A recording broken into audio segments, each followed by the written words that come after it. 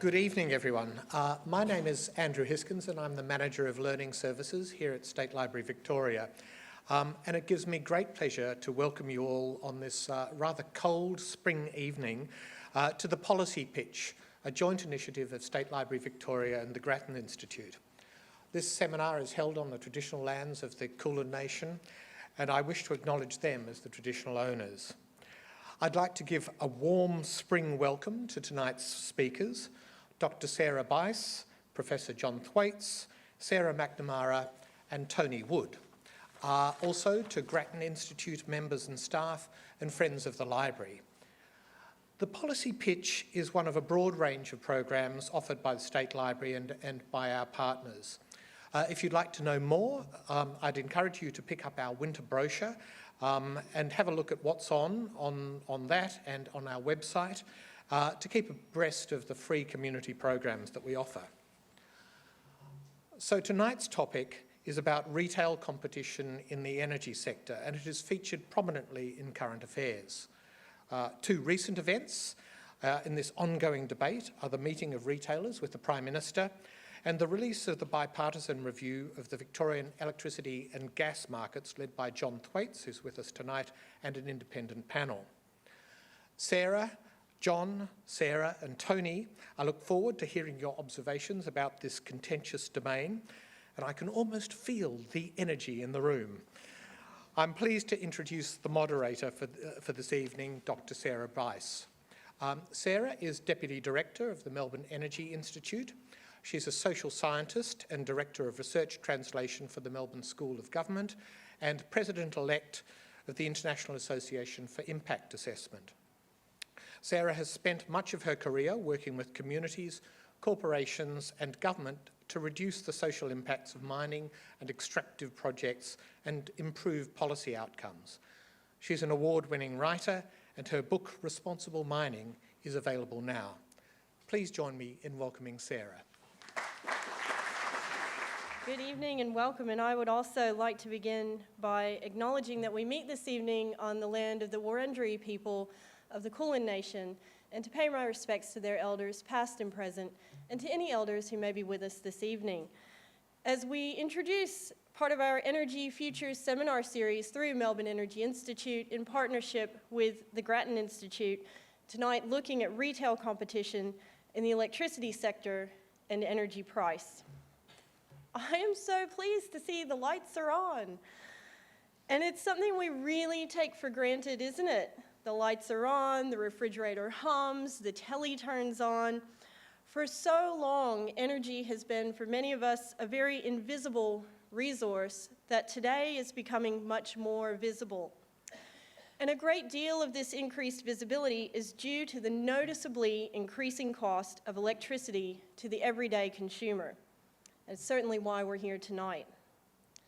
It's no coincidence that this conversation is taking place at our beautiful State Library, thank you Andrew, in the heart of Victoria, because nowhere else in Australia today are individuals paying more for their energy.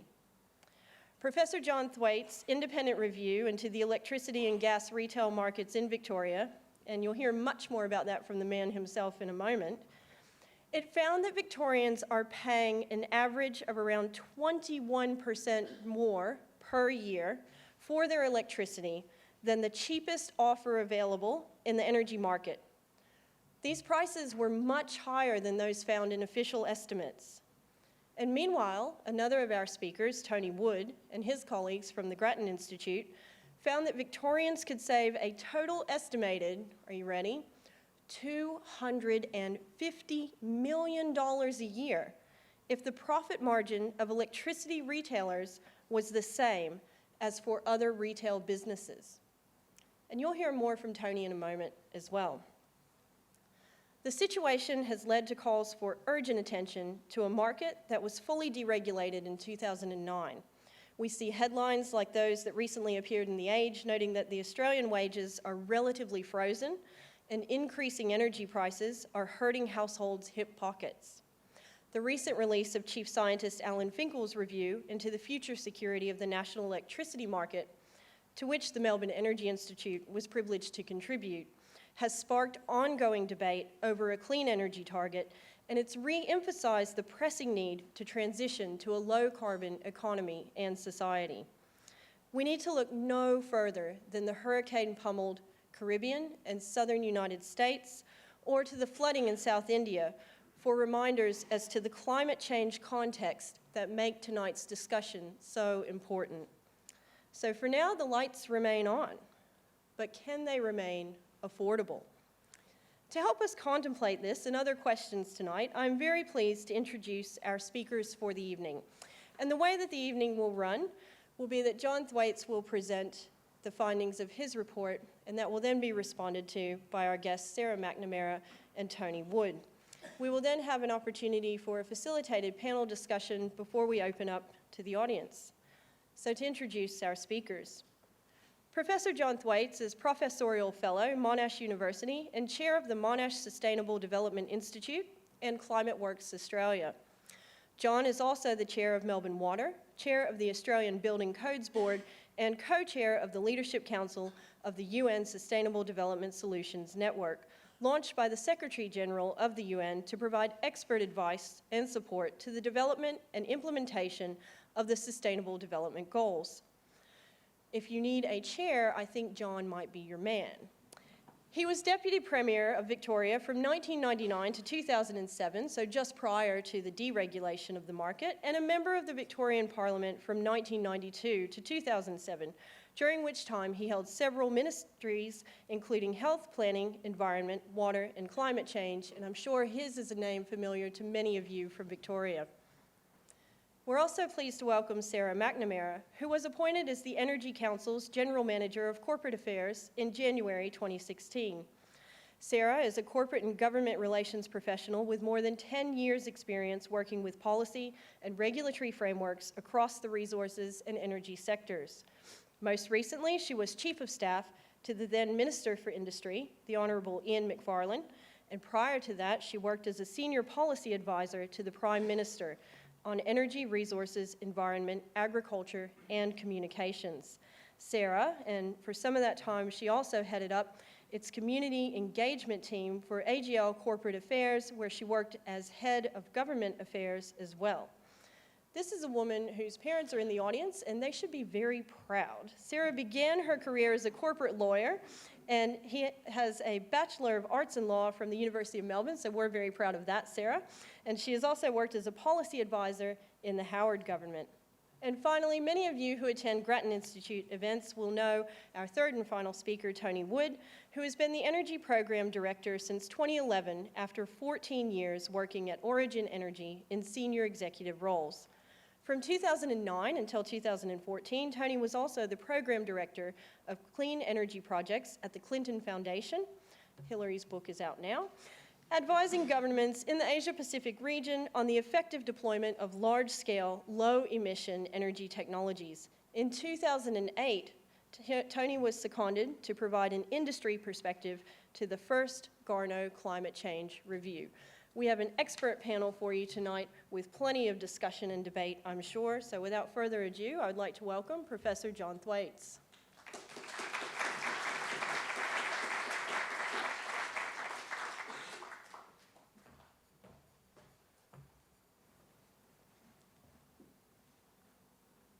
Well, thank you, and I'd also like to acknowledge the traditional owners of the land where we meet for this important discussion this evening. I'm going to talk about this independent review of electricity and gas retail markets, which I conducted together with two colleagues over the past 6 months. And this was a bipartisan review, so Terry Moulder, a former government minister, myself, and Patricia Faulkner, a former senior bureaucrat and head of consumer affairs. And the government asked us to review the retail section of the market. And of course, as people know, there's a supply chain, there's generation. A lot of the debate now is about generation, renewables. There's the poles and wires that distributes the electricity. And then there's the retailers who buy the electricity on behalf of the customers and bill the customers for that. We were only looking at that last part of the chain, the retail part of the chain. And when you get a bill, It's not broken up like this, but behind your total bill, there's a number of different costs. So in an electricity bill, you've got that wholesale charge, whether it's renewable or coal or gas. You've got the network charge, which we pay to the network companies for transmitting and distributing the electricity.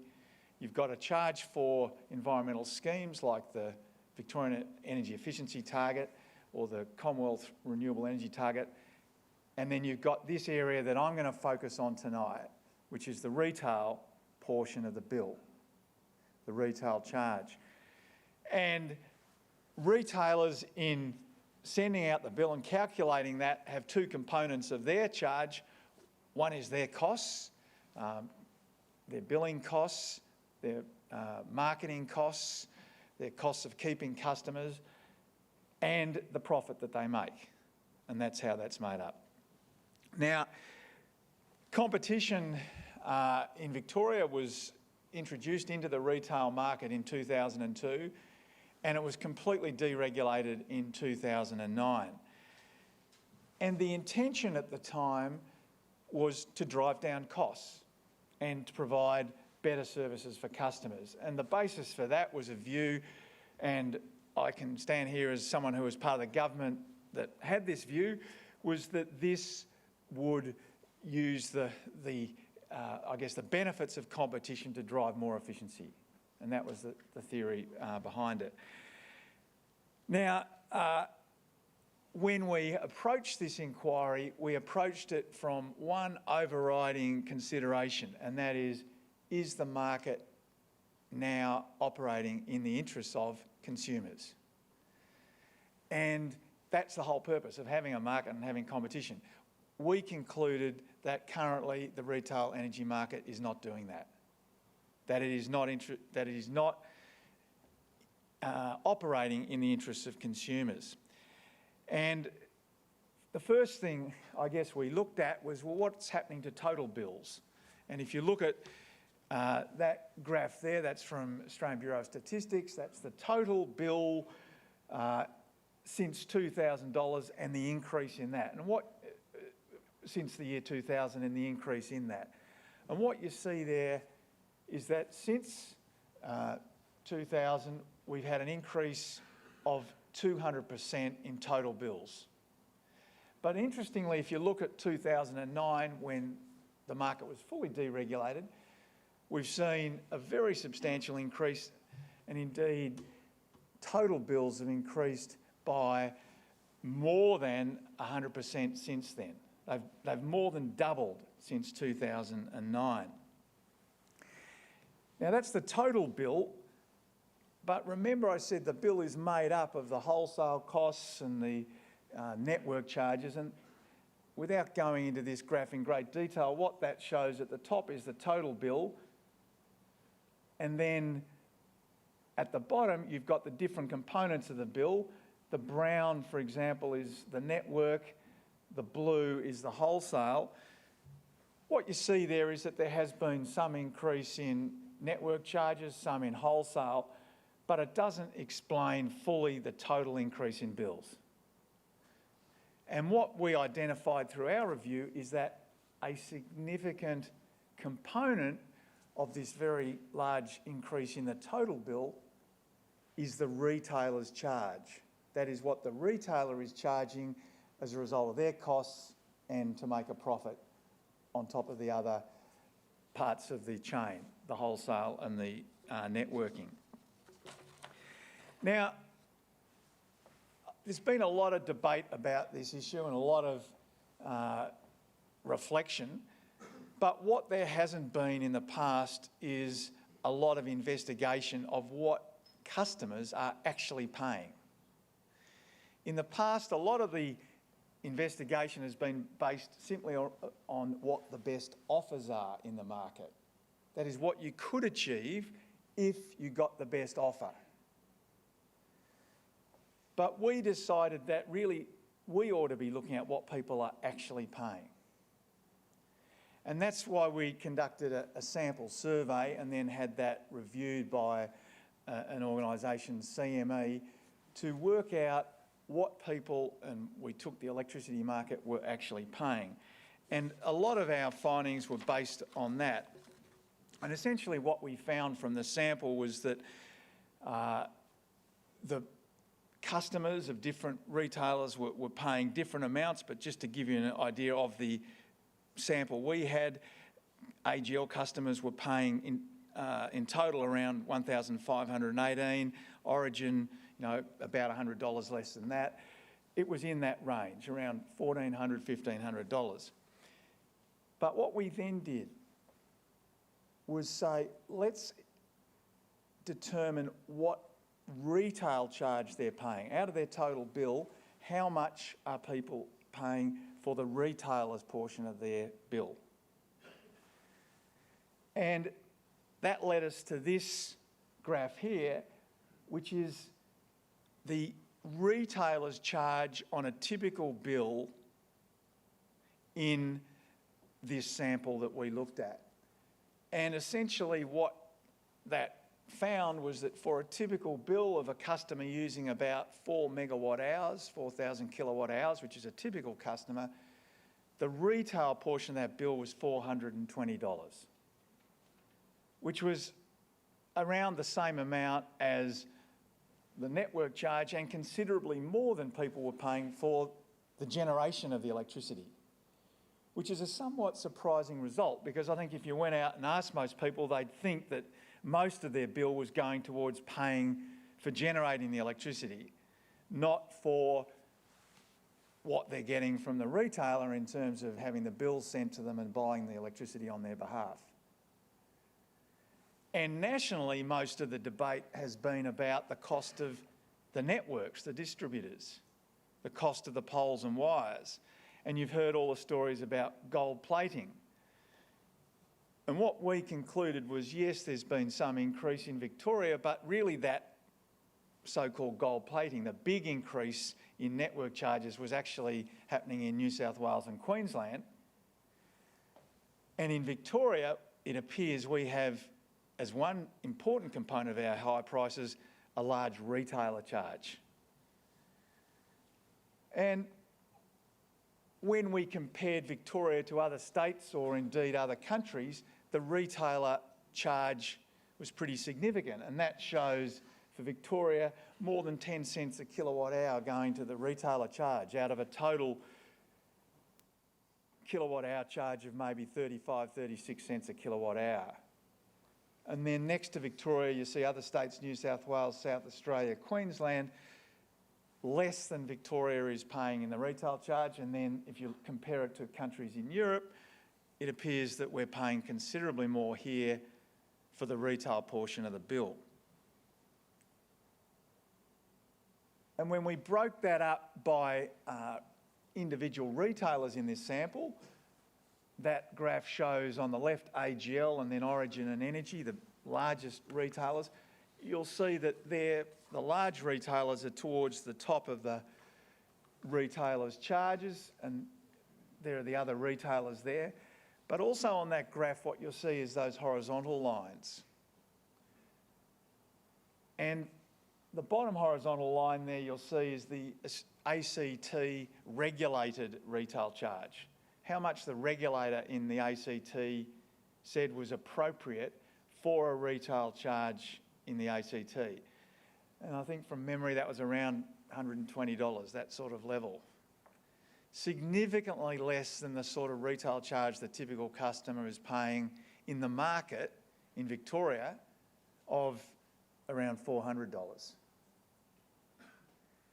And the other horizontal lines represent other regulated charges. And so for us, this is a concern and certainly influenced our policy thinking, because if we're paying a lot more here in the market than in a regulated system, you've got to question whether the market is really operating in the interest of customers.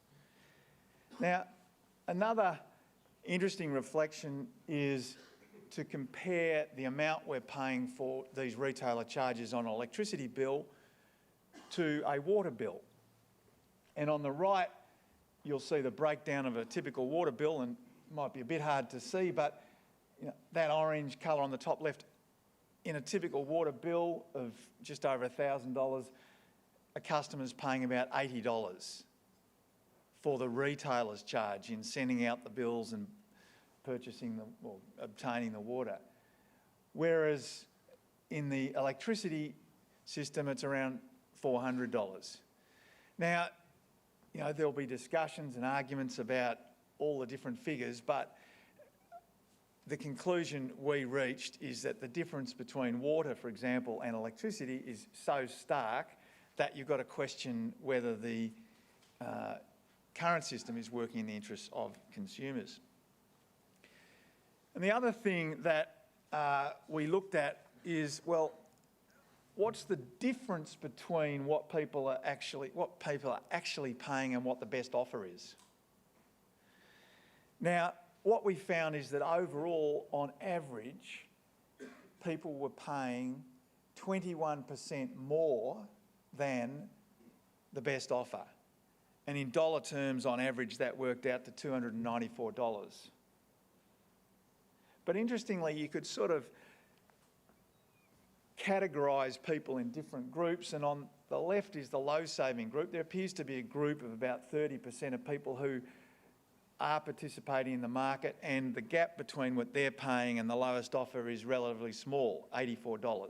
That's the group on the left, about 30% of the market. But 70% of the market, 70% of the consumers are paying well above the odds. And the middle group there are paying $223 more. And then there's a group on the right which represents nearly a quarter of all customers who are paying $500 more. $500 more than the best offer. And so, clearly this is a significant issue, and in the past a lot of the focus has been, well, in a sense it's the customer's fault because they're not getting on the best offer. But the way we looked at it was, well, is the system working when so many people, 70% of people, are so far away from the best offer? And another interesting factor we saw was a high portion now of people's bills, the bill you're getting, is now fixed charges. That is the daily supply charge. Now, what this graph shows, on the left of that, in the brown, is the total fixed charge in the typical bill. And for the AusNet area, it's around $420, you'll see. Now, often the statement is made, well, the retailers have to charge a fixed charge in their bill because the networks are charging them. So they have to pass that on. And so what we did was look at what the networks are charging the retailer for a fixed charge, and that's in the blue and the green. And what you'll see there on the right, the other colour green, is the balance. And what it shows is that, yes, there is a fixed charge that the networks are charging, but the green at the right there, up here, this area, is a very significant fixed charge that the retailers themselves are charging. And of course that's putting the burden back on customers of any risk of demand reduction, or putting it another way, customers aren't able to reduce their bills by being more energy efficient. And when we looked at it also, we saw is that over time the network fixed charges were rising, you'll see, as are the retailer. But the retailer fixed charges have risen more than the network fixed charges, and in recent years the network fixed charge here has come down a bit as the cost of metering systems has reduced, and that hasn't been passed on to customers. So that's the background on which we had to make some policy recommendations to the government. A background of very significant increase in total bills, but also a very significant retailer's charge that seems to be greater here in Victoria than in other states and elsewhere. And so what we had to do was then say, well, what should we do about this? But what might be causing the fact that the market doesn't seem to be working? And we examined a whole lot of the factors and looked at these, but above all, this was the factor. That the electricity market, unlike so many other markets, is one where it's an essential service. Customers can't exit.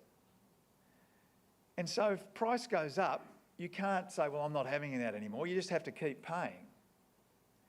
And even a market you could say in a lot of ways is similar like petrol to power your car, the energy for your car. There's more ability to shift out of that because you can take public transport. But in electricity, you can't even do that. And so there's a constraint on competition. There's a natural difficulty for the benefits of competition to apply. So that's the first and probably the most significant reason we saw, but there are other reasons as well. Well, this is something that I really learnt through this process. I didn't understand it at the start of our review. Prior to having a competitive market, the total cost for the retailers was pretty small. Basically it was about the billing system and whatever costs were needed and financing, but it was not a huge amount. And if you look at the regulated price in Australian Capital Territory, $120, $130, $40, it's a small amount.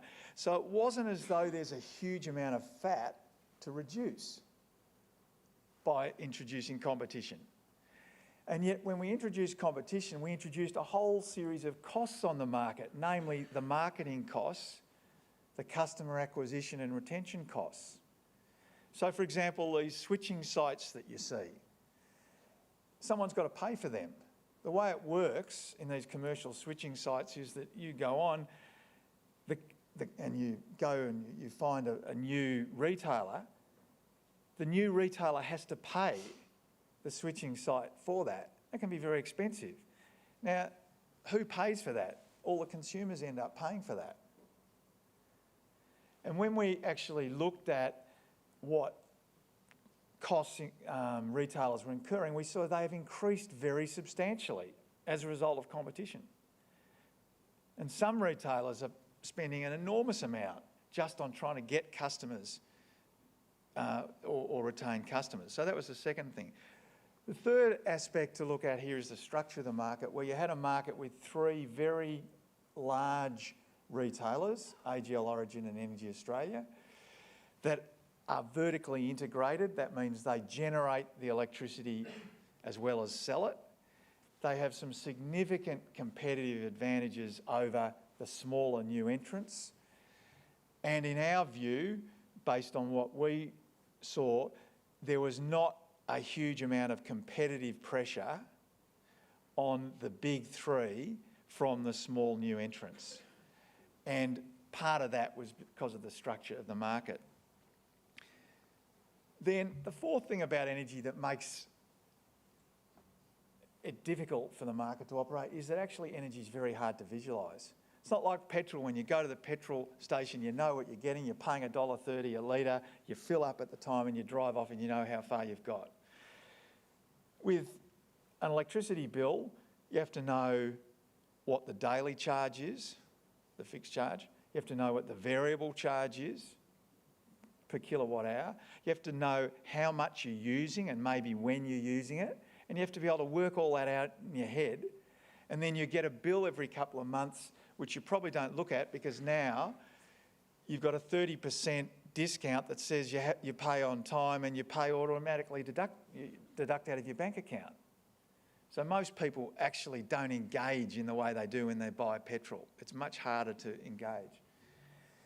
And the final area, which is getting quite a bit of publicity and I haven't spent a lot of time on tonight, and the Prime Minister and the Energy Minister have talked about this, are these industry practices like discounts, where, frankly, the whole discounting system is totally misleading. The public don't understand it. People think they're getting a 30% or a 40% discount, but they don't know what it's off. And indeed it changes, and different retailers have different baselines for that. And even if you do get a discount, how long does it last? You can get a discount and then the underlying fixed charge and variable charge can change. So you're still getting the discount, but your real bill is getting bigger. And so the industry practices have led to a situation where people don't know, they're confused, and many of them, I think sensibly, are saying there's not much point in engaging with the market. So that was the explanation as we saw why this wasn't working, and really that explanation summarises and explains why our first recommendation was this one, which is that there should be a requirement that all retailers make as part of the series of offers they can make, one offer which is a regulated, no-frills basic service offer. And this would be regulated by the Essential Services Commission here in Victoria. And for the 70% of people that clearly are paying way above the odds now, aren't able to work out the complicated system that we have, they can know that there is a reasonable regulated offer that they can use and avoid the confusion. And we understand that if this recommendation is accepted by the government, there will need to be some discussion about the detail on how this will operate, but our basic principle is that this should be set by the Essential Services Commission, which is independent, and it should be based on how much people use, and people can have confidence in that. So that was our first and probably most important recommendation, but we also made a number of other recommendations to make the market clearer and to empower customers. And one recommendation that we believe is important is that any marketing of offers should be on the basis of dollars, not on the basis of discounts, so that people can clearly understand what they're paying in a bottom line dollar sense. And we also recommended that there be changes to the way in which contracts and benefit periods are regulated and marketed. Currently, there is a requirement that the retailers notify people at the end of a contract period, but not necessarily at the end of their benefit.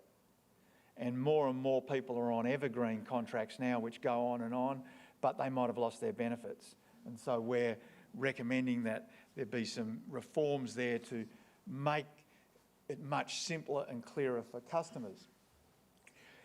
We're also recommending that there be more access to smart meter data for those who do want it, and we've made some recommendations to protect low income and vulnerable customers. One of those recommendations is that the government look at a group purchasing on behalf of low income schemes to group purchase, low income groups to group purchase electricity on their behalf. We also believe that the Essential Service Commission should be given more power to monitor the market, to find out exactly what's happening, and to develop a market code, an energy market code that has the consumer front and centre. And I guess that's where I'd finish up with, because that has to be the objective of any system. The objective is not how many retailers we've got or what the churn is or any of these other indicators. The objective should be, how is this system affecting consumers? Thank you.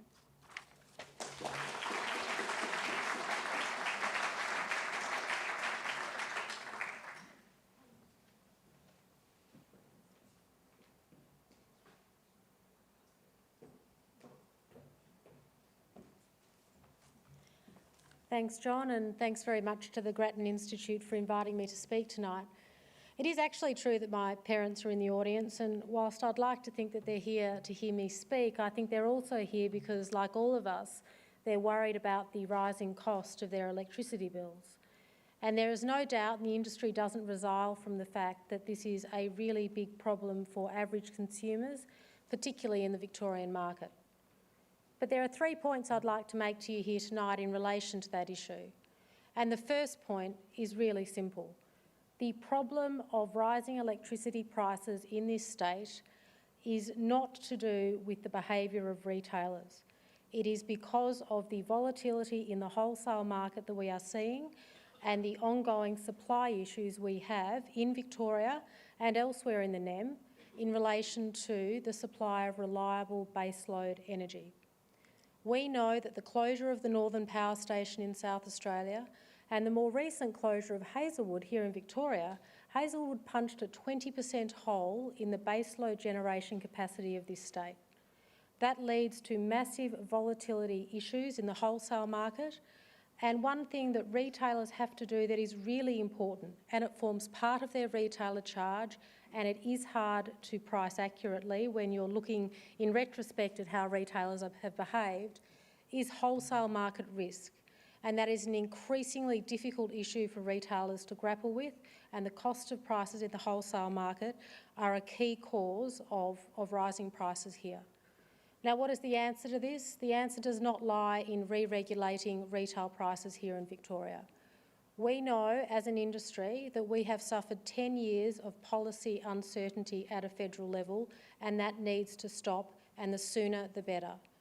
That is why we in the industry have been banging the drum relentlessly for the need, on the question of the need for bipartisan, reliable policy that we can actually predict will be sustainable into the future.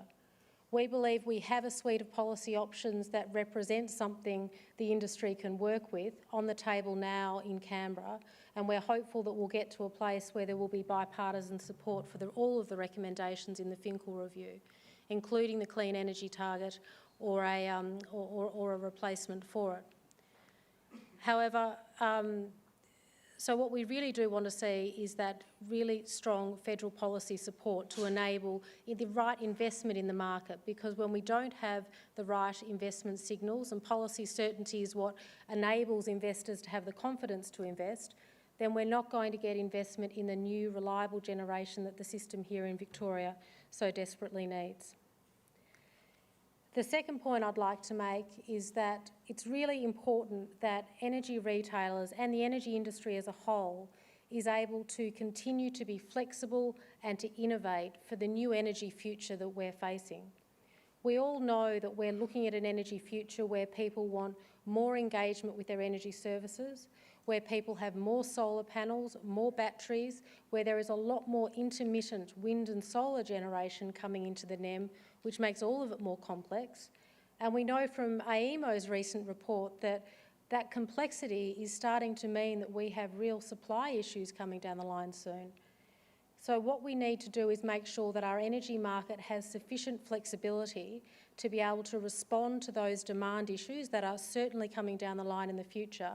And we hope we can get to a point where individual consumers, if they want, are able to engage with the market and agree, for instance, to not use as much electricity at certain times and be rewarded for that, or stay in the market if they're prepared to pay a slightly higher price. And those kind of price signals are really important for a market that has changed fundamentally from the way it was set up in the 20th century, when things were relatively simple and electricity was being delivered, straight from a dirty brown coal-fired power station to your door through a relatively straightforward network system. So we do need innovative solutions, and we believe that the market is working hard on those solutions, and it's actually some of the smaller players that are doing the best work in this space. And that's why we are concerned to make sure that we have the creativity still embedded in our industry to enable that work to be ongoing. Now, thirdly, I'd like to say that I think that one of the really important things for this industry is that we focus on delivering transparency to our customers and helping them to engage with the market, which we know they find confusing. Now, retailers acknowledge that things need to change, and the work they've been doing recently in relation to the PM's Retailer Roundtable And the work that they'll do now, I hope, on the back of the really strong recommendations contained in the Thwaites Review, and I'm referring there to recommendations 3 through 11, which we support, when implemented can really work well, we think, to deliver better transparency. We know that customers don't like discounting. It's confusing to them. We know that customers would like a simple comparator rate, for example, where they can analyse what they might save and how much their next energy bill might cost them. But there are complexities to this, and the industry needs to work through these complexities so we can make sure we're not misrepresenting to customers what their future energy bills might look like. Because, of course, there are a lot of different inputs into an energy bill, and people's usage can also change. It's a volume-weighted product. We're really looking forward as an industry to working with governments and regulators on removing these barriers to understanding the energy market, and we do think it's important work, and we're very supportive of the work the Thwaites panel has done in identifying some measures that will go a long way to achieve those goals. Now, having indicated our support for recommendations 3 through 11, I'm afraid I cannot be so supportive in relation to recommendations 1 and 2. To say they're problematic for the industry would be an enormous understatement. They represent an extremely retrograde step in terms of the way this industry is regulated. A re-regulation of prices would not deliver to the future energy market the kind of flexibility it would need, and companies will close. Small retail companies will not be able to compete in an environment where a basic service offer remains the standard offer for most, if not all, customers in the market. Those companies will close, and the jobs and the investment and the innovation that they are working on at the moment will go with them. And one of the reasons that it will be so hard to compete, even for the incumbent retailers, is that we know that the intention of the basic service offer is for the ESC to set a price that does not include some of the basic costs of doing business. And by that I mean the costs of acquisition and retention of customers. This makes it really incredibly difficult to imagine a basic service offer that would be anything other than less than the cost of doing business, which means large incumbent retailers will stay in the market and smaller retailers will have to exit. We believe that this would be essentially throwing the baby out with the bathwater. And we also don't understand what the basic service offer would do in a market in replacement to the standing offer. Now, people don't like standing offers, but standing offers do perform a not well publicised, important public service. The standing offer is set by each retailer in the market as a default offer. I like to think of it as the sort of offer you have before you dive into the market. It's the offer you're on. It's a high offer. It's usually the ceiling or the highest offer in the market or thereabouts. It's set differently by each retailer, but they're all kind of about the same. And it's the offer you're automatically on to ensure that you can receive the essential service that is electricity. So when you move into a new house and you haven't bothered to pick up the phone to tell Origin or AGL or Simply Energy or whoever you want to use who you are, a standing offer is the default offer that you will automatically be on, and it enables your energy provider to provide you with electricity under really straightforward terms and conditions, so you actually have a contract in the market. And the idea of a standing offer, and there's a good reason why less than 10% of Victorians are on it, it's because it is expensive and it is designed to be a temporary offer from which you dive into, if you like, the market and find an offer that's better for you. And it is true that there are a wide range of priced offers in our market at the moment, but price dispersion is a function of a competitive market working. And what we need to do as an industry and with government is to make sure that people are empowered to make the choices in that competitive market to get the best deal possible for their circumstances. And of course, it is absolutely okay if people don't want to make the effort to get the best deal from their circumstances. Customers come in all shapes and sizes. In some ways, I think there are probably 3 categories of customers. The first and most important category are vulnerable customers and financially disadvantaged customers who, through no fault of their own, may really struggle to engage with a competitive energy market. Retailers are heavily regulated in this space. We've just come to the end of a process with the Essential Services Commission in relation to how hardship programs operate to ensure that they capture and help the very people that need that help to keep engaging with their retailer, be on the best offer and manage their energy bills and their energy usage. The second group of customers are, I would say, kind of interested in energy and prepared to engage with the market, and there is no problem for them in engaging with the market. They probably sit down once a year with a comparator site and work out what the best deal is for them. And the third, and as important group of customers, I would call the engaged but not interested kind of group of customers, and these are people who simply cannot justify spending the time to engage with the market and shop around and are happy or at least passive about paying the cost of not doing so.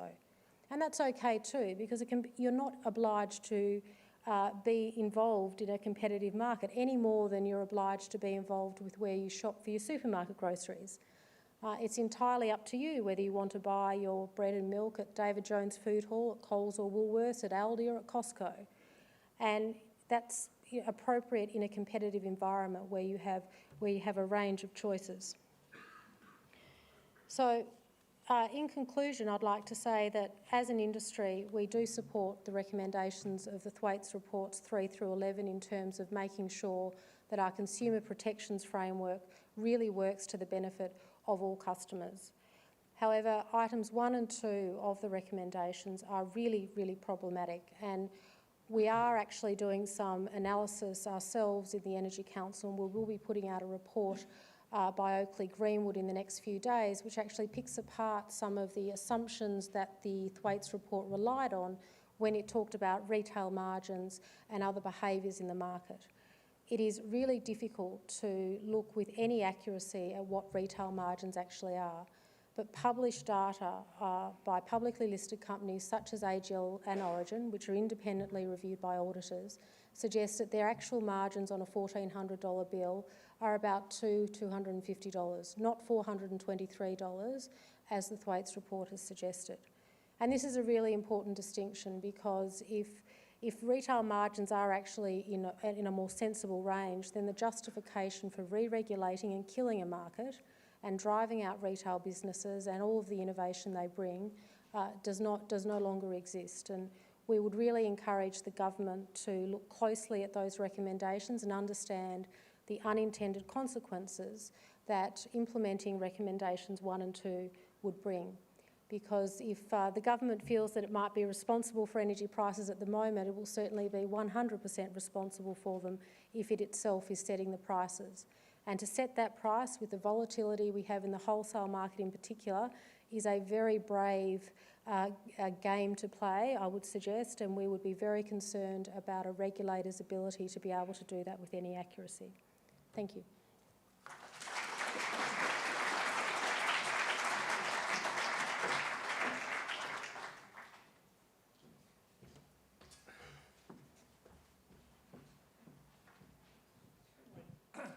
Excuse me.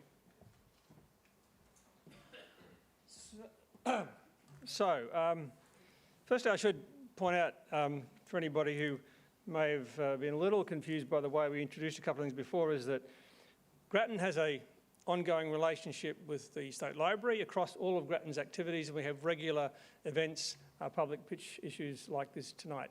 Secondly, we've had for at least 7 or 8 years a very strong ongoing relationship with the Melbourne Energy Institute, where we focus particularly on the issues associated with the energy component of what Grattan does. Tonight is one of those programs where we bring all the 3 organisations together. So we very much value our relationship with both the Melbourne Energy Institute and with the State Library. I think what I should do is since there's obviously been, people talk about, well, there's been 49/50ths of agreement on the clean energy target, or the Finkel recommendations, that surely we've now seen 9/11ths of agreement between the energy industry and the Thwaites review. So we should focus on the 2/11ths that we don't seem to have agreement on. And I should confess, by the way, it wasn't in the introduction that not only did I actually run one of these retail businesses for several years, and like John, was a very strong proponent of retail competition, not just in Victoria but elsewhere, but I was also the first chairman of the Energy Retailers Association. So I've got form in this whole space. And yet for me, for what was the most difficult issue, and the people who work with me on our report, the thing I was struggling with was challenging my fundamental thinking about this retail sector, because the more we looked at it, the less comfortable we were that this was an issue that could easily be explained by some of the factors that people were using. So we came to the conclusion that there were some fundamental problems. Now, at the core of this is the data. Now, John alluded to it, and Sarah specifically referred to it, and that is the proposition that retailers are making particularly high margins, and certainly the work we did, and we included an estimate of what we think the costs of retailing, which include the cost of managing risk of purchasing the electricity in the wholesale market, includes. And in our analysis, we made an estimate of that, and we said that we thought that the retail margins were higher than they should be. They were higher than they were in other sectors, and we thought they were also unusually high in Victoria. The AEMC published a report only a few weeks ago that said that the profit margins of the retailers, the big three retailers in Victoria, are 40% higher than they are in other states. Now, that's a bit hard. That's where I would question one of Sarah's comments, that if there was only the wholesale market, then what is it about Victoria that would justify that big difference? The data, in terms of getting what people are actually paying, as John suggested, is quite difficult because retailers don't voluntarily provide that information. They'll tell you what their standing offer is, and what their best deal is, their advertising, but they won't actually tell you how many customers they have on what actual margins or actual prices or actual deals. And so that means that it's very difficult to work out what the actual profit margins are. And so what's therefore important is that the work that is currently being done by the ACCC, commissioned by the federal government earlier this year, running in overlap with the Thwaites review, is so critically important because the ACCC has the powers to actually get the data from the retailers. So I would certainly, at the very least, caution the Victorian government before implementing recommendations 1 and 2, if they're looking at that and based upon the Thwaites review, to make sure that they've taken into account the conclusions or the initial conclusions of the ACCC review, because they will publish their preliminary report very shortly, and that should give us some much better insight into the data. I want to come back to, therefore, what we thought were the key issues and key recommendations, and some of this very strongly overlaps with some of John's comments. What is it about electricity? And John made the point about the way we buy it, and Paula Conboy, who's the chair of the AER, said to me, it's a bit like if you went into the supermarket each week and filled your trolley with groceries and walked out through the electronic checkout and did that every week, and then 3 months later you got a bill from Coles telling you what your bill was, and you look at this damn thing and it's sort of thousands of dollars, you just pay it. Because you'd no way known you're going to work out, well, did I buy all that stuff? How much did it cost? All this sort of thing. It's a very difficult market to engage with, and not only that, as John said, it's also a market you can simply not choose to buy from. It's not obvious that up until now, and of course in Victoria, we've had more competitors than we've had in any other state in the country, and yet we seem to have the biggest problem.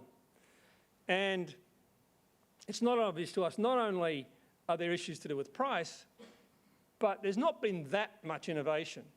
Now, innovation that says we're going to give you a discount for paying on time or a discount for paying through direct debit is hardly the most fundamental innovation we've seen on the planet this century.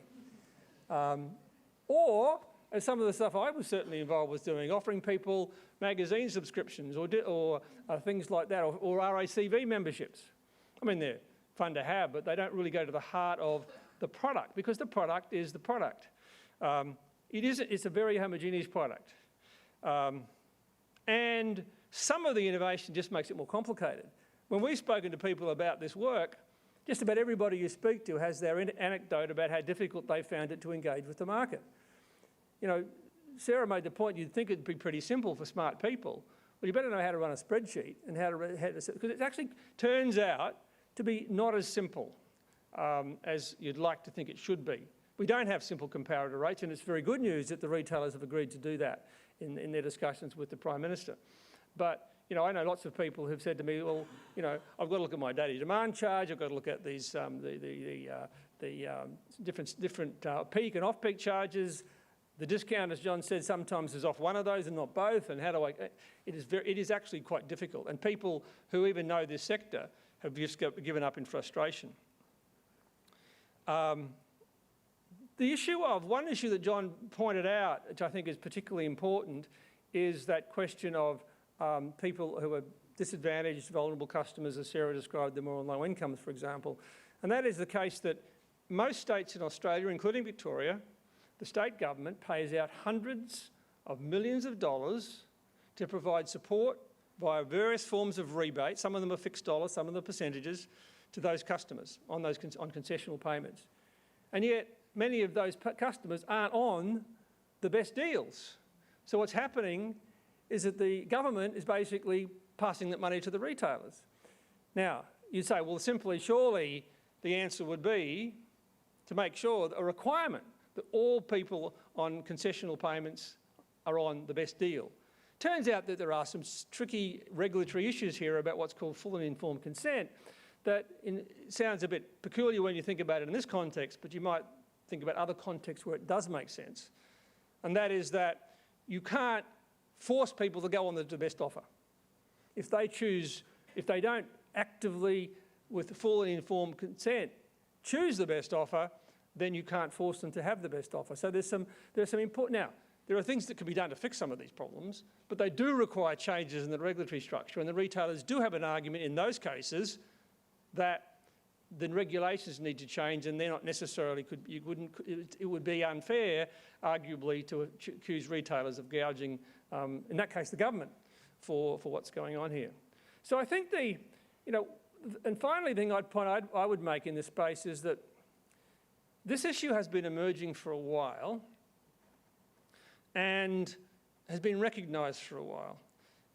And I would question why it was necessary for the Prime Minister to shirt front the companies to get them to agree to do some of the things they've now seemed to be very happy to go ahead and do, because my hypothesis would be if they had done some of those things earlier, found ways to fix the regulation, to get rid of discounts, to get concessional customers on the best offer, maybe we would have seen a better outcome. Maybe we wouldn't have seen as many customers on bad deals, and maybe they would have avoided the sort of regulatory imposition that is certainly implied quite clearly in recommendations 1 and 2, because we also said, look, we think there are things you should do at 3 levels. One is you should certainly do, writing to customers is a great idea.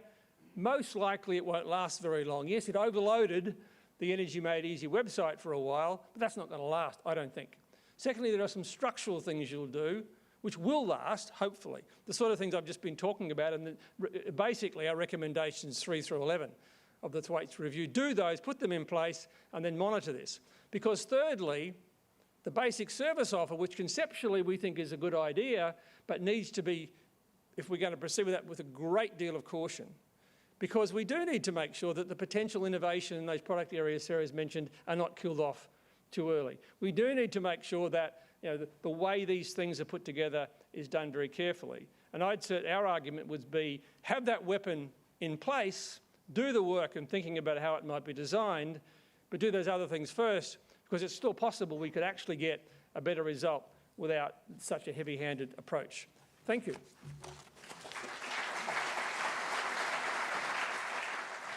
And John Thwaites, let's start with the 211s, because really that seems to be the issue here. And the basic service offer, it does appear likely to be supported by the Victorian government, but retailers and experts, some of whom are on this stage with you now, they've been very critical of that. Sarah McNamara, you just called the basic service offer extremely retrograde. And there's an argument that it may be too onerous and too difficult to implement. So John Thwaites, is the basic service offer really the best solution to Victoria's energy price problem? Well, clearly we wouldn't have recommended it otherwise. And without going through the arguments again, we didn't start with that view.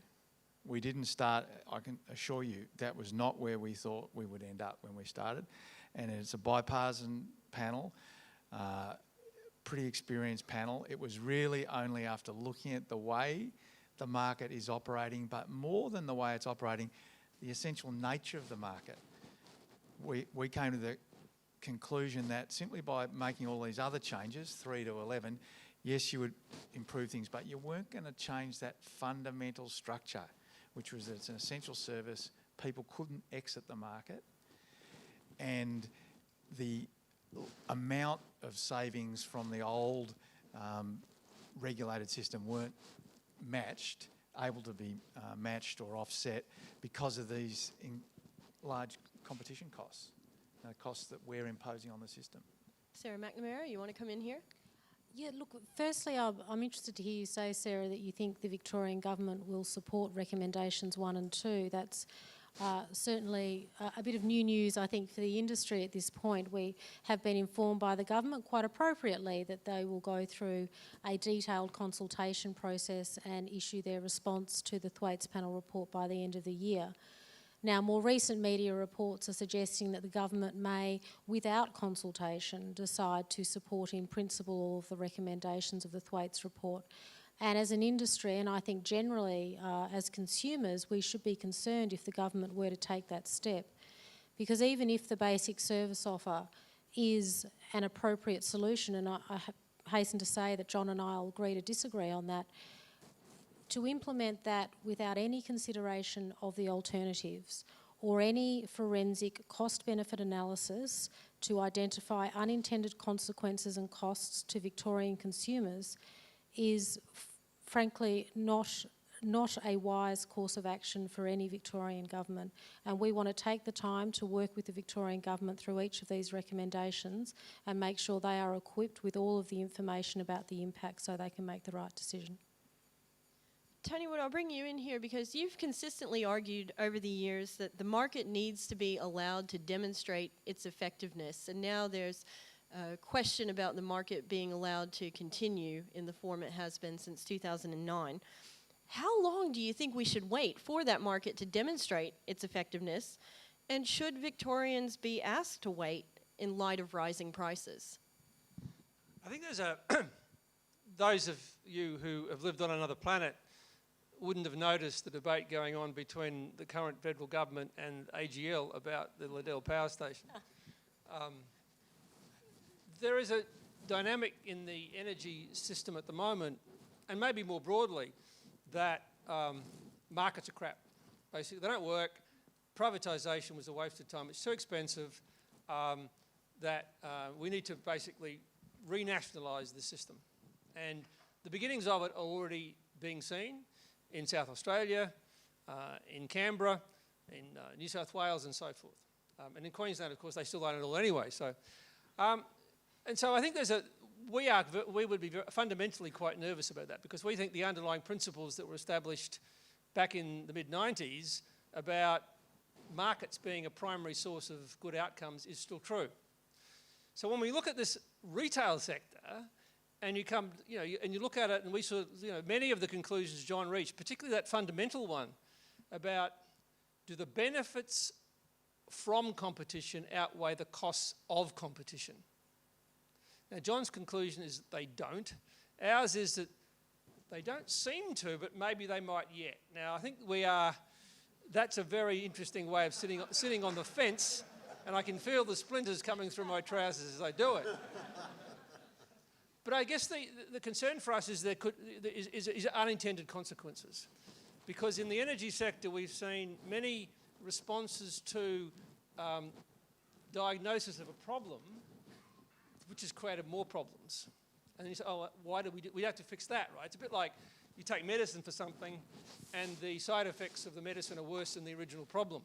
So while the concept of the basic service offer and the structure of the service offer, including the not allowing the costs of competing, we completely agree with.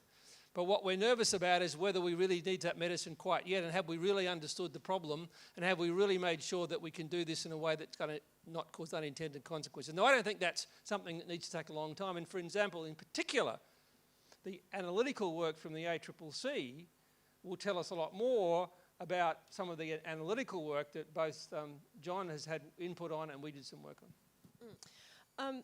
John Thwaites, let's focus in for a moment on unintended consequences, and in particular one consequence which both you and Sarah mentioned, and it goes to an issue of the debate between customer fault versus system issues. And I'm thinking particularly about social inequality in current energy pricing, which is certainly something that your report seems to suggest exists and is a real problem. And we know that groups like the Brotherhood of St. Lawrence and St. Vincent's are dedicating resources to these issues. Do you see energy pricing as a social equity issue, and what do you think can be done to address that? Well, it's clearly a social equity issue. Without energy, you can't warm your home in winter. You can't have a fridge or a stove. So energy is absolutely a fundamental right that people should have. And it is fair to say that for many families and single people that the costs of energy are such that they're in energy poverty. They're not able to heat their home sufficiently. They're cutting back on things that they should not. Having said all of that, we don't think the discussion, though, should be just about that. We think a market should be for all consumers, just like our health system is for everyone. In fact, one of the reasons our health system works better than the American is that we all have a joint ownership of it. And if we try to just categorise action as just for one group, then in many cases that group doesn't get as good a service as if the whole of society has a well-working system. Sarah, you picked up on this issue as well. What role do you see energy retailers playing in relation to social equity in energy pricing? Well, I think retailers are acutely aware of the role energy plays as an essential service in our community. That they work within that framework every day, and they are heavily regulated in relation to how they deal with customers who are experiencing difficulties and how they deal with customers who refuse to engage. And the standing offer I mentioned performs an important consumer protection function in that way. I do think that in practice retailers have really well-designed hardship programs for customers that ring them and explain that they are in financial hardship.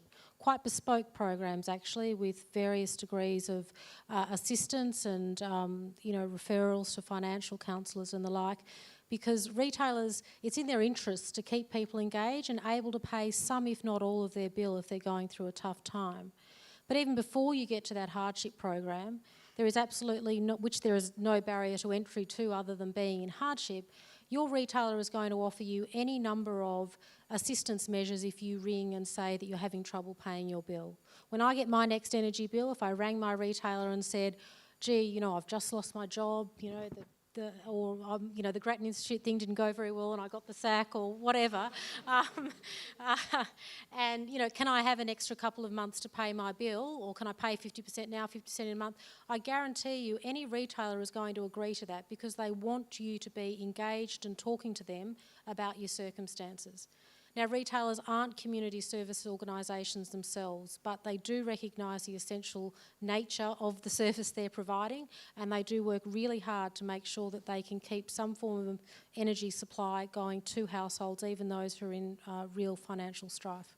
I think, Sarah, one of the issues here is that the essential service characteristic is absolutely one of the things, right? And for those non-economists around, Tony, the essential services characteristic, explain what that means. Well, simply, as John said, you can't survive, certainly in today's society, without electricity, right? It would be a very difficult challenge. I mean, some people would say, one of my daughters would say, an essential service includes, so many hours of television a day and a whole lot of other stuff. But the iPad. The principle, I think you understand.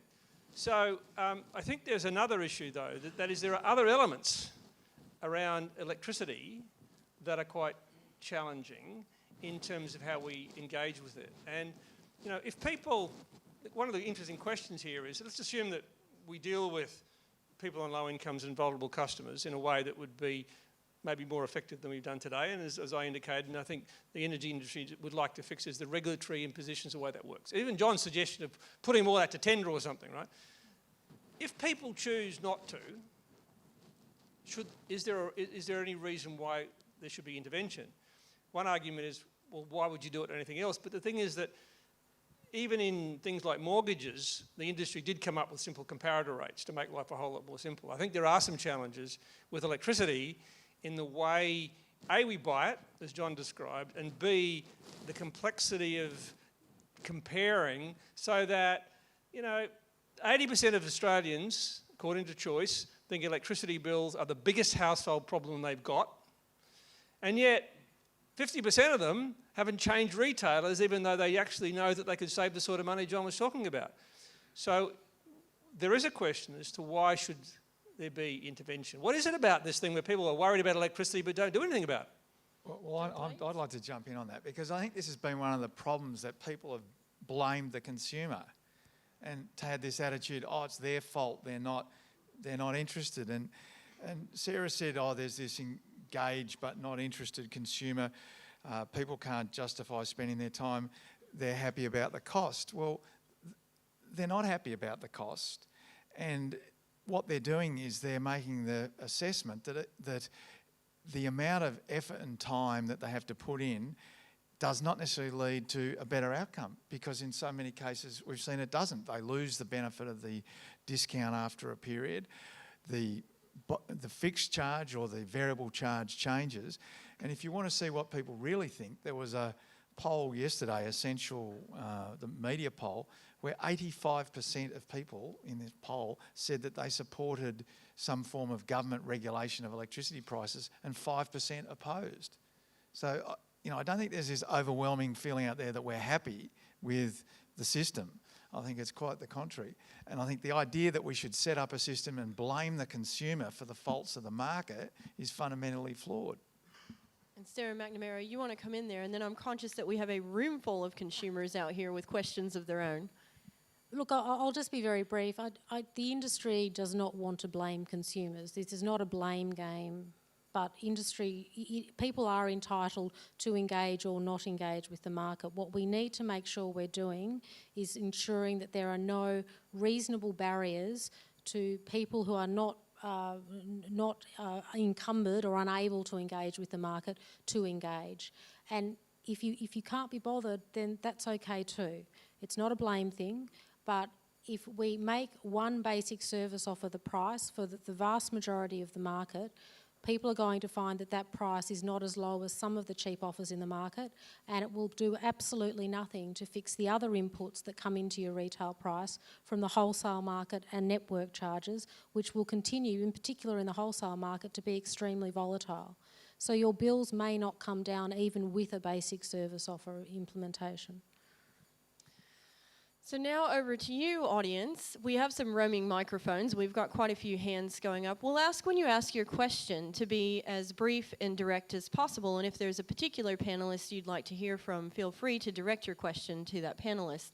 I see there's a person very close to a microphone here, so we'll go there first. And there's another in the middle. I'm not sure how many roving mics we have. Thank you for that wonderful presentation, all parties.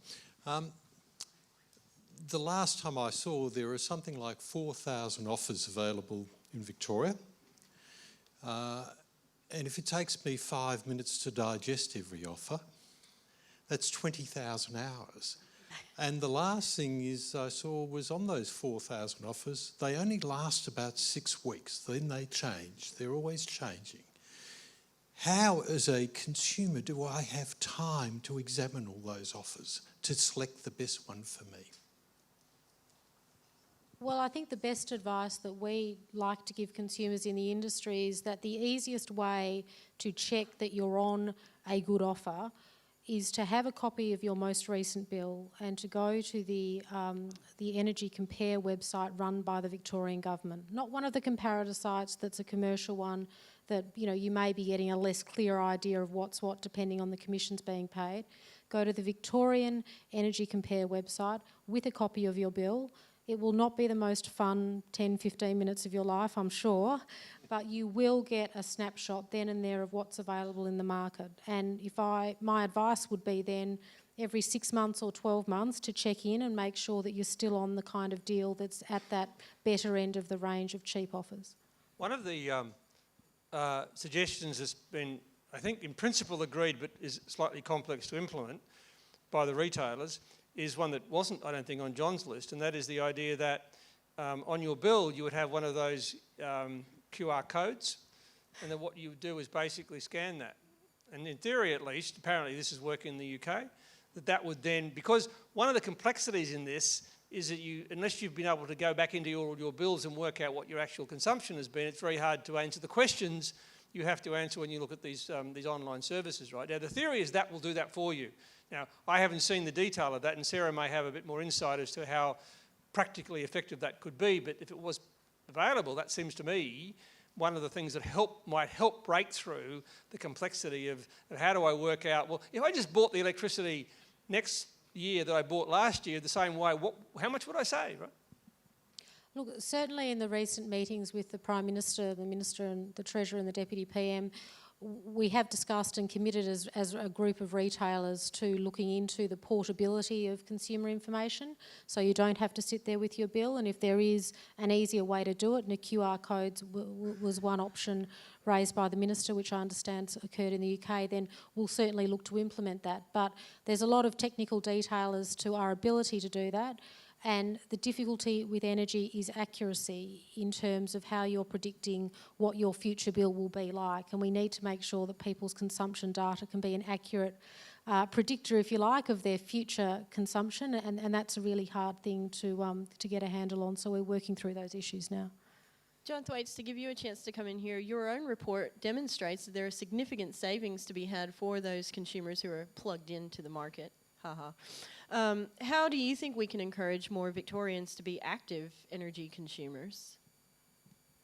Well, they have to have more confidence that the market is working, which is why, and fair and comprehensible, which is why we made a number of recommendations that offers be, in terms of dollars, that there be a fixed amount, that a fixed period for which an offer would last. So now you can enter an offer and the next month it can change because the underlying fixed or variable charges can change. So we recommended that if you enter an offer, then it ought to be fixed for 12 months so you know what you're getting. So at least you can sit back for 12 months. I mean, Sarah said, do it every 12 months, but you can't do it every 12 months because it could change. So unless you have some sort of guaranteed period, people aren't going to have the confidence. But I think the question itself indicated some of the problems for people, that there are just so many offers and so many factors in the market. It is very difficult. I've used the Victorian Energy Compare site myself. It took me quite some time to do it, and it didn't work the first couple of times, and then it did, and that was good, trying to get your own data in it. So all of these systems are complex, and it's not just the Victorian site. You try using any online calculator site, they're not that easy, which is why, once again, we come back to the recommendation for most people, if they can get a no-frills offer that takes away the confusion, that's in their interest. And we have another questioner patiently waiting here. To look at it, we've looked at the complexity of the market. To take a simple area, the price of gas, which is an input to the electricity price and a direct cost to Victorians, and also a potential cause of them losing their jobs if it continues to be high. I mean, we've got benchmarks that show we're paying twice as much or 3 times as much as other people in Southeast Asia who are buying our gas from us that's been compressed and liquefied and transported. So could you address that, please? Gas is a large input for Victorians. Tony Wood, this is your area. A very, very quick answer to that question, because it obviously is relevant but not entirely to tonight's discussion, and that is that the gas is now contributing significantly to electricity prices, because with the shutdown of Hazelwood and in Victoria and previously Northern in South Australia, gas generators are setting the price more often because the coal generators aren't there to do it. And that's what's been happening in the last little while. There are some good signs here, by the way, that the availability of gas on the East Coast and the cost of that gas is coming down. Now, it won't come, I don't think it'll come down to where it used to be, but it will be certainly less than it has been. I think many of the comparisons you referred to are actually not valid comparisons. They don't compare, they compare spot prices with contract prices, they compare delivered prices with, you know, free on board prices, so you need to be very careful with that. But it's still the case that in Australia for the last year or so, the price of gas on the East Coast has been higher than it should have been and higher than what you would call export parity. Now that has to come back to what the government is trying to do. They've got these potential for imposing export restrictions. My expectation is they may not have to do that, but right in the last little while, gas has been even for large users of gas, the price of gas has been far more painful in a sense than the price of electricity is for small consumers. It's been a very significant problem. It's not going to be fixed permanently, but I think it's going to improve a little. You'll see from our panel that the Melbourne Energy Institute and the Grattan Institute are dedicated to gender diversity. And so for that reason, we're going to go to the questioner in the middle and the back, and then we'll return to you, sir. Thank you. Hi. Sarah McNamara briefly mentioned the role that federal policy and action plays in all of this. So this question is directed to Tony Wood. The Grattan Institute does back pragmatic policy. The prospects of a national energy policy in the short term are lost now that the Finkel's clean energy target has been dropped by the Turnbull government. When will you back the pragmatic policy offering from the Andrews government, which is the Victorian renewable energy target? I think I haven't given up on the central policy change coming from federal parliament. Now what they call it, I mean, the big debate may very well be the name rather than what's inside the box, right? That's how important, that's how tricky politics has become in this country. But I think that there are still some prospects of a policy emerging from that which would be not perfect by any means, but it might set us in the right direction. In the context of that, even if we see where we are today, in the case of the Victorian renewable energy target, I have two concerns with it. One is that a single state implementing that sort of unilateral policy, given that we are supposed to be committed to a national system, is a bad idea in principle. And secondly, in the absence of action by a federal government, a better approach would be for the Victorian government to work with the other states in developing a consistent national approach and just ignore Canberra, right? Now, that's what almost happened back in 2006-07, I think. John, you may remember that, where in frustration, the Labor states, John Howard government, thought that we should have a national emissions trading scheme. Kevin Rudd was elected and we know what happened next, right? Not very much. So that's why I've been quite critical of the Victorian renewable energy. I understand completely why there's a political response because they don't see any action from Canberra, but I think that particular response is inappropriate and could lead, unless it's done much better than I've seen so far, to potentially a repeat of what we saw in South Australia. Other panellists, further comments on this tension between the politicisation of the issues generally? Well, I think, Sarah, we are where we are in terms of the politics of energy, and much as we'd all like to depoliticise it, that doesn't seem to be ending anytime soon. I would agree with Tony that there is still hope for item 50 of 50 Finkel recommendations federally, and I think we'll see that play out pretty smartly over the next couple of months. And hopefully if something that is almost a CET and called something else if that's important for the coalition party room, as long as that can get bipartisan support, then I think industry would be okay with that. But the answer from the states of going it alone, if you like, does not deliver the kind of confidence to investors that they need to invest in generation, and really it muddies the waters and increases costs. So I do agree with Tony that if the states were to have an alternative plan, they would be best to work together federally. And I actually think they asked the regulator for advice on whether they could have a sort of cobbled together national plan after the last COAG meeting. But in any event, let's just hope that the Finkel recommendations can get across the line in Canberra sooner rather than later. Well, I guess now with my hat on as Chair of Climate Works, because it's not part of this review at all, say that Australia has signed up to the Paris COP agreement, under which, one, we've agreed to get 26 to 28% reduction in emissions by 2030, and B, we've agreed to a 2-degree maximum temperature rise, which means net zero essentially by 2050.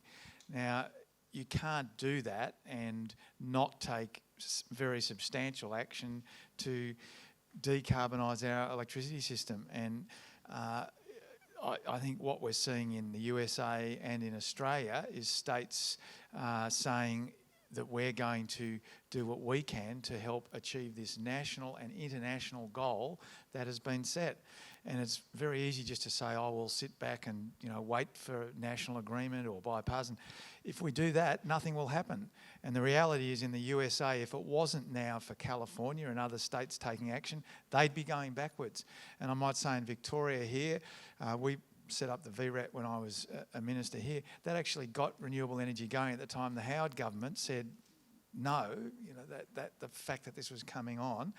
And I don't think that the state actions that are being taken are going to lead to companies not investing. Quite the contrary, renewable companies are queuing up to invest. So yes, it would be better if the national government acted, but in the absence of that, I'd rather act on climate change and do something than do nothing at all.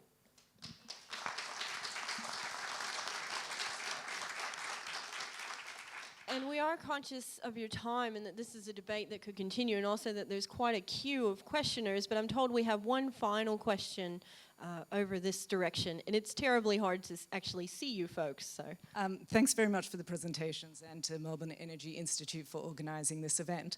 There is some evidence that renewable energy targets and feed-in tariffs are actually exacerbating this problem of price dispersion and creating cost reallocations between particular types of households, in particular from solar households to non-solar households. And often retailers have to recover costs from households where there's the least market pressure, so those on standing offers, for example. If we can agree that this is a problem that is currently going on, can you guarantee that the basic service offer won't actually exacerbate these kinds of inequitable cost reallocations? Well, first thing I say is, having been a politician, you never guarantee anything. So I'll tell you that, because you don't know whether the sun's coming up tomorrow. Having said all of that, look, the principle and purpose of a basic service offer is simply there to provide one offer in the market that's regulated. It's not to replace the others. So the other offers will be there, and whether it's solar or other things, they can be there. And this doesn't change that. So the other problems you've talked about of cost shifting between one group or another, they're there before, they're there in the future. The basic service offer doesn't solve that. So if you're looking at those, you need other solutions. And I could have a debate about aspects of those things, but in my experience, and it doesn't go just from this, the problem for poorer people and energy is not caused by the fact that people have solar on their roofs. Like, this is a red herring that's used. There are a lot more basic things about the total cost of energy that we're all paying that are having a much bigger impact on poor people. in the interest of time, we're going to have one final question here, and I'll get you each to answer quickly. We've had the Finkel review. We've now had the Thwaites report. And we're about to have the ACCC retail report, which Tony mentioned, coming out later this month. Panellists, any predictions on the results of that particular report? And should Victoria wait until that report comes through before taking any decisions about its own energy market? John Thwaites?